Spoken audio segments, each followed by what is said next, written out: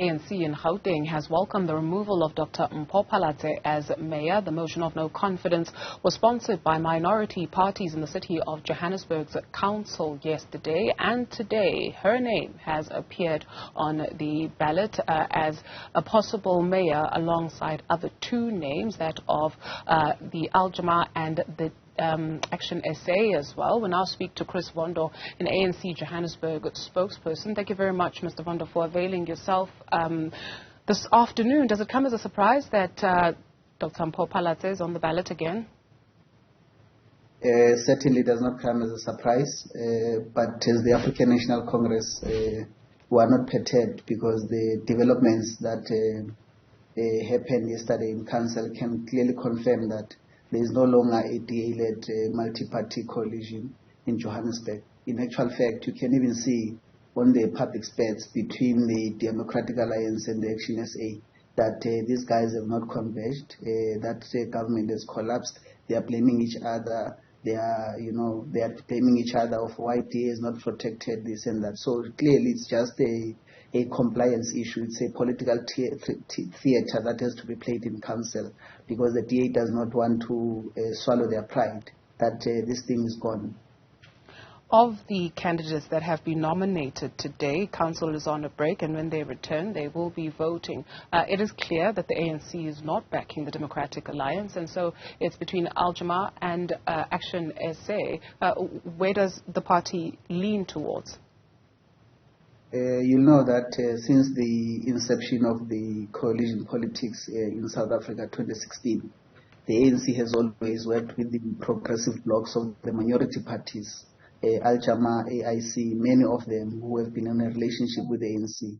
So our relationship and partnership with these parties is not a relationship of convenience. It's a relationship that is born out of the conviction of serving the interest of the people of Johannesburg. And this is the type of leadership that is looking forward to that kind of an arrangement in terms of the coalition. It's not just about Big Brother or being this or that to these parties that are there.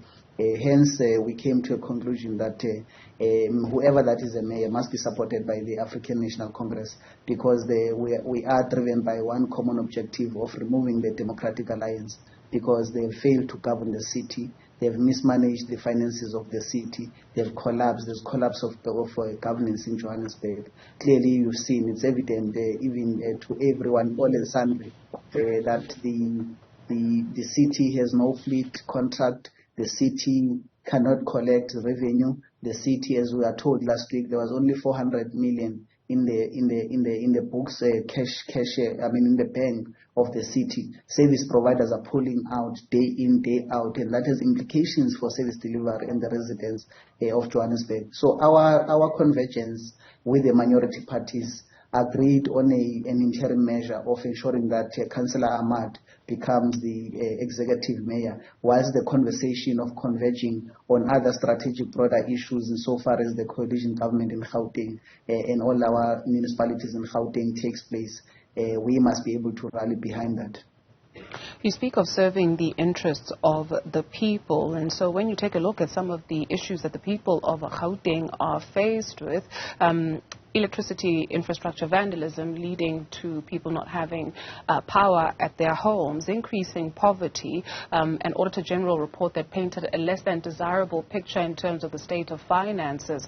And so when you speak of this political theatre, what faith should the people also have in not just these other political parties, including minority parties, but you yourselves as the ANC, you also reneged on a deal with the EFF last year in Ekurhuleni. And so what confidence does this bring to the everyday person on the ground when they're watching this from the comfort of their homes? That's if they even have electricity. We are quite concerned about the problems that are facing the challenges facing the citizens of Johannesburg. We are very aware of those challenges. This is not the first time that we will be governing together with the parties in Johannesburg. You know that the ANC has introduced a very bold plan and vision of how to govern the city. We developed a document called the Growth and Development Strategy 2030, which was a 30-year development plan and trajectory of a development and paradigm that was going to take us to a city that is resilient, sustainable. Amongst other things, we're looking at raising 100 billion of ensuring that we recapitalize the infrastructure. I mean, you know that the city was listed, the first city to be listed in Africa, to be listed in the World Green Bond. This city was managed. When the ANC left in 2019, 2021, the government, it left a 6 billion cash balance in the bank. It left a very healthy cash balance in the bank, which was run down by DA over the past 13 wasted months in the city of Johannesburg. And we've continued to raise and expose all these issues.